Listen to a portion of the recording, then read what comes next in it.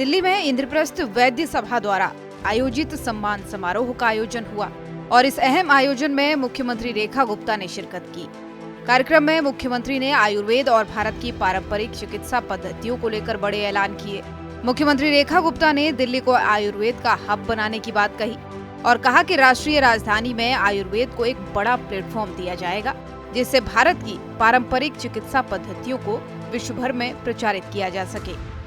कि वापस संस्कृत पे जा करके जो हमारे ग्रंथों में इतना कुछ दिया है वो हमारी संपत्ति है, पर वो जैसे ट्रेजर हंट में वो संपत्ति का ग्रंथ मिल भी गया और हमें उसका ज्ञान ही नहीं है कि इसमें लिखा क्या है, इसलिए कहीं ना कहीं वो हमसे छूट रहा है। तो इसलिए वापस संस्कृत की ओर जाना, उसको महत्व देना, पढ़ना पढ़ाना जरूरी है कि हमारी संस्कृति से हमारी आने वाली पीढ़ियां रूबरू हो।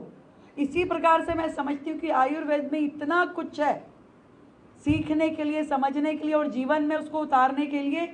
तो वापस वहाँ हमारी नई पीढ़ियों को भी पता चले। हमारी माँ छोटी छोटी चीज़ों का इलाज घर से ही निकालती थी, पर आज हम अपने बच्चों को कहते हैं नहीं, एक काम करो, ये दवाई ले लीजिए। नहीं, तो हम तो खुद अपनी नई जनरेशन को, अपनी पीढ़ियों को ये कहते हैं कि आप छोड़ो, कोई नहीं कहा, अच्छा रहने देने। मतलब जो पहले माँ घर में कर देती थी वो जो था वो डॉक्टरी नहीं थी, पर आज जो हम दवाइयाँ लगातार अपने बच्चों को, परिवार में कोई तकलीफ हो अब ये ले लीजिए, कोई तकलीफ हो अब ये ले लीजिए, पूरा इतना बड़ा डब्बा बना के रखते हैं हर घर में। परंतु इसका कोई छोटा इलाज मेरी रसोई में भी है, आयुर्वेद में भी है, कुछ और करने से भी है।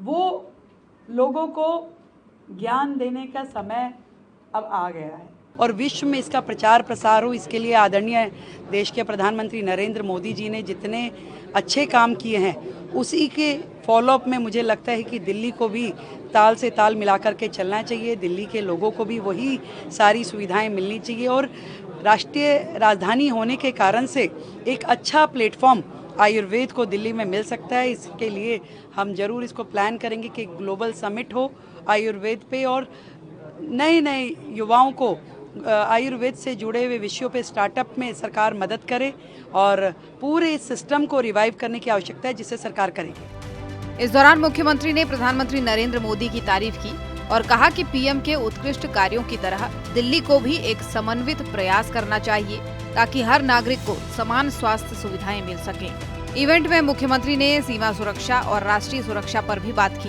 उन्होंने पाकिस्तान को चेताते हुए कहा कि अगर वो अपनी हरकतों से बाज नहीं आएगा तो भारत उसी भाषा में जवाब देगा। कार्यक्रम का समापन इस संदेश के साथ हुआ कि भारत न सिर्फ अपनी परंपराओं को सहेज रहा है बल्कि उन्हें वैश्विक मंच पर मजबूती से प्रस्तुत करने की दिशा में भी अग्रसर है। ब्यूरो रिपोर्ट, सूर्य समाचार।